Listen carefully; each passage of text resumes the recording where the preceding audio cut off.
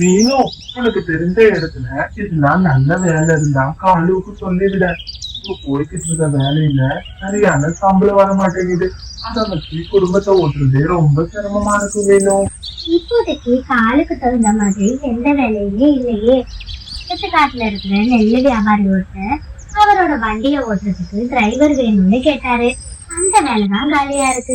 Driver வேலை தானே, ஆளுக்கு அது நல்லாவே தெரியும். கல்யாணத்துக்கு முன்னாடி ஆளு டிரைவர் வேலை தான் வேலை பார்த்துட்டு இருந்தாரு.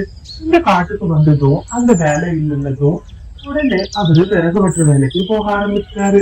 அப்படின்னா சரி கௌரி, உடனே நீ காலுவ போய் அந்த நெல் வியாபாரிய பார்க்க சொல்லு.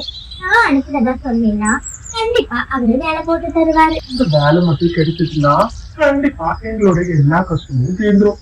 நீ பண்ற இந்த உதவிய நான் எப்பயுமே மறக்க மாட்டேன் மீனும். பக்கத்து காட்டுல இருக்கிற நெல் வியாபாரிய பாக்குறதுக்காக போனுச்சு. ஐயா வணக்கம், என்னோட பேரு காலு. நான் பக்கத்து காட்டுல இருந்து வந்திருக்கேன். நீனும் உங்ககிட்ட டிரைவர் வேலை காலியா இருக்குன்னு சொன்னா நான் கேட்டுட்டு போகலான்னு வந்தேன். நீனும் அனுப்புனாளா? அப்ப நான் ரொம்ப நம்பிக்கையானவனா தான் இருப்பேன். சரிப்பா, இதுக்கு முன்னாடி நீ வண்டி ஓட்டுன அனுபவம் இருப்பேன். ரொம்ப நல்லா ஓட்டுவாங்க ஐயா. இதுக்கு முன்னாடி கார் ஓட்டுற வேலை தான் நான் பார்த்துட்டு இருந்தேன். அப்படியா? சரிப்பா, ஆனா நம்ம கிட்ட கார் ஓட்டுற வேலை கிடையாது. ட்ரக்கை தான் நீ ஓட்டணும்.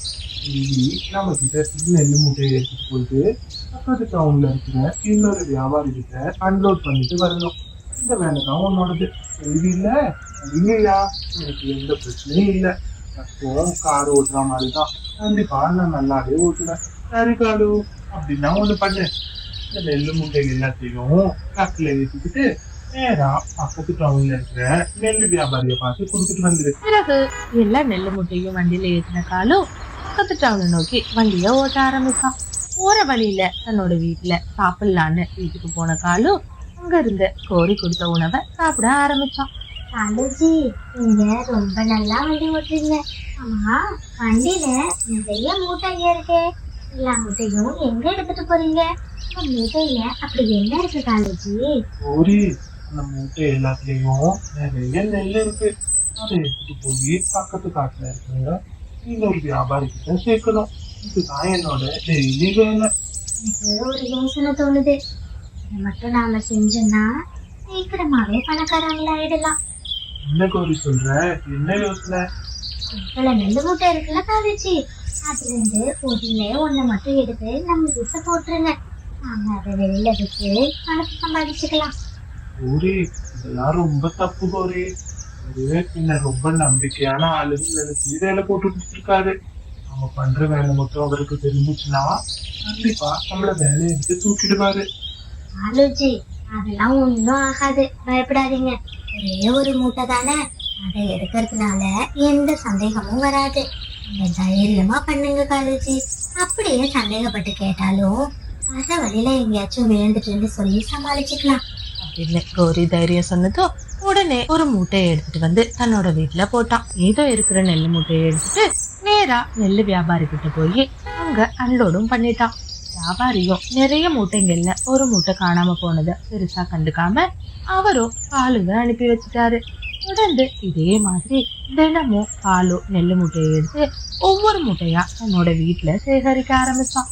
இந்த மாதிரியே சரியா ஒரு மாசம் ஆனதுக்கு அப்புறமா தன்னோட திருட்டுத்தனத்தை யாரோ கண்டுபிடிக்காததுனால பேராசை கொண்ட காலுக்காகவும் இப்போ ரெண்டு மூட்டையா எடுத்து அவனோட வீட்டுல சேகரிக்க ஆரம்பிச்சான். இதே மாதிரி ஒரு நாள் நெல்லு மூட்டையை தூக்கிட்டு வீட்டுக்குள்ள போகும்போது பக்கத்து மரத்துல உட்கார்ந்துருக்கிற மிட்டு கிளி இது எல்லாத்தையும் பார்த்துட்டு, இந்த காகங்கள் ரெண்டு பேரும் மறுபடியும் திருட்டு வேலைய ஆரம்பிச்சுட்டாங்க. எவ்வளவு நம்பிக்கையா அந்த வியாபாரி ஏற்றி விட்டுருப்பாரு. ஆனா இதுக்கு என்னடான்னா அதுல இருக்கிற நெல்லு மூட்டைய தன்னோட வீட்டுக்குள்ள பதுக்கி வைக்குது. இந்த வேலை மீனு வாங்கி கொடுத்தது. இது பண்றதால கண்டிப்பா மீனுக்கு தான் கெட்ட பேர் வரும். ஆனா எப்படியாச்சும் இந்த விஷயத்த மீனு கிட்ட சொல்லி ஆகணும் அப்படின்னு யோசிச்ச மிட்டு அங்க இருந்து மீனுவை பாக்குறதுக்காக பறக்க ஆரம்பிச்சா. குளக்கரையில மீனுவை பார்த்த மிட்டு நடந்த எல்லா விஷயத்தையும் மீனு கிட்ட சொன்னான். அட, என்ன மிட்டு சொல்ற? அந்த காகம் ரொம்ப பாவமா வந்து கெஞ்சினுச்சு. அதனாலதான் கலிசண்ணை கிட்ட சொல்லி வேலையை வாங்கி கொடுத்தேன். பாரு எப்படி ஒரு திருட்டு வேலையை பாக்குதுங்கன்னு. இதுங்களை நாம சும்மாவே விடக்கூடாது அப்படின்னு சொல்லி ரெண்டு பேரும் நேரா கழுக பாக்கலான்னு போனாங்க. நெல்லு வியாபாரி கிட்ட நடந்த எல்லா விஷயத்தையும் சொல்லி காலு பண்ண தப்புக்காக அவ மன்னிப்பும் கேட்டா. இங்க பாரு மீனு, எனக்கு உன்னை பத்தி நல்லாவே தெரியும். நீ அனுப்பின ஆளுங்கிறதுனாலதான் ஒவ்வொரு நாளும் நெல்லு மூட்டை குறையிறப்போ நான் அவனை சந்தேகப்படாம இருந்தேன். சரி, ரோட்ல போற வழியில எங்கன்னா தவறி விழுந்திருக்கோம்னு நினைச்சேன். இப்ப நீயே சொல்லிட்டல்ல, அவன் இந்த திருட்டு வேலை பாக்குறதுக்கு கண்டிப்பா எனக்கு பதில் சொல்லியே ஆகணும். இன்னைக்கு வரட்டும், நான் அவனை கவனிச்சுக்கிறேன். நீ கவலைப்படாம போயிட்டு வா அப்படின்னு சொல்லி மீனுவை அனுப்பி வச்சான். அன்லோட் பண்ணிட்டு மீனு எப்பயும் போல சாவியை கொடுக்கறதுக்காக காலுவ கிட்ட வந்துச்சு. ஆமா ஆலு, தினமும் மத்தியானம் நீ எதுக்காக உன்னோட வீட்டுக்கு போற? ஐயா, அது ஒண்ணும் இல்லைங்கய்யா. எனக்கு மதிய உணவு என் மனைவி சமைச்சு எடுத்துருப்பா.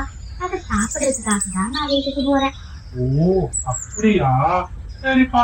இல்ல, உன் வீட்டுல தினமும் வண்டி விக்கிறதா என்னோட மேனேஜர் சொன்னாரு. அதான் சரி எதுக்காக போறேன்னு கேட்டேன். சரிப்பா, ஒண்ணும் பிரச்சனை இல்ல, நீ தினமும் உன் வீட்டுல போய் சாப்பிடு, சரியா? இல்லையா, நான் நாளைக்கு வந்து உங்களை பாக்குறேன் அப்படின்னு சொல்லிட்டு எதுவுமே நடக்காத மாதிரி காலுவும் அங்கிருந்து போயிட்டான். இந்த ஆகத்துக்கு எவ்வளவு தைரியம் இருக்கும். நான் வாயை திறந்து கேட்டதுக்கு அப்புறமும் தெரியாம தப்பு பண்ணிட்டேன்னு சொல்லி மன்னிப்பு கேட்க கூட தோணல. இவனை கையும் களவுமா நாம புடிச்சாகணும் அப்படின்னு மனசுக்குள்ள திட்டம் தீட்டின கழுகு அந்த நாளுக்காக காத்துட்டு இருந்துச்சு. மறுநாள் காலையில எப்பயும் போல காலு நெல்லு மூட்டையை ஏற்றிட்டு போனவன் தன்னோட வீட்டுல சாப்பிடுறதுக்காக நிறுத்தினான். அதே மாதிரி 2 மூட்டையை எடுத்துட்டு காலுவும் கோரியும் வீட்டுக்குள்ள போக தயாரானாங்க. அந்த நேரம்னு பார்த்து இது எல்லாத்தையும் மறைஞ்சிருந்து பார்த்துக்கிட்டு இருந்த கழுகும் மீனும் மிட்டும் 3 பேரும் சேர்ந்து நேரா காலுவோட வீட்டு வாசலுக்கு வந்தாங்க. இவங்களை அந்த இடத்துல பார்த்த காகங்கள் 2 பேரும் பயந்து போய் தன் தலையில வச்சிருந்த நெல்லு மூட்டைய பதக்கத்துல கீழே போட்டாங்க. ஐயா ஐயா, இதை மன்னிச்சிருங்க. ஏய், வாய மூடு. ஏன் எனக்கு உன் மேல சந்தேகம் வந்துச்சு. அதை கேட்டதுக்கு அப்புறமும் எப்படி நல்லவ மாதிரி பேசி சமாளிச்சேன். இதுக்கப்புறமும் நான் உன்னை நம்புறதா இல்ல. நீ பண்ணையில திருட்டு வேலைக்கு உனக்கு சரியான தண்டனையை நான் கொடுத்தே தருவேன் அப்படின்னு சொல்லிட்டு நேரா போலீஸ்கார குருவியை வர வச்சு காலுவை போலீஸ்கார குருவி கிட்ட புடிச்சு கொடுத்துட்டான். மீனும், தயவு செஞ்சு காலுவை ஜெயில இருந்து வெளியில எடுத்துற மீனும். இல்ல, இப்படி ஒரு தப்ப அவர் பண்ணவே மாட்டாரு. நான் எவ்வளவு நல்லவன்னு நம்பி நீ கெஞ்சினதுனால வேலை வாங்கி கொடுத்தேன். ஆனா எனக்கு தெரிஞ்ச இடத்துலயே நீங்க உங்க வேலையை காட்ட ஆரம்பிச்சிட்டீங்கல்ல.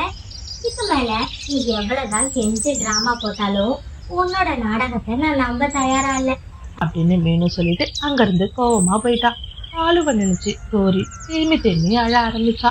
இந்த ஸ்டோரி உங்களுக்கு பிடிச்சிருந்துச்சுன்னா லைக் பண்ணிட்டு இந்த மாதிரி நிறைய ஸ்டோரிஸ் பார்க்க மறக்காம சிட்டு பேர்ட் ஸ்டோரிஸ் சேனலை சப்ஸ்கிரைப் பண்ணுங்க.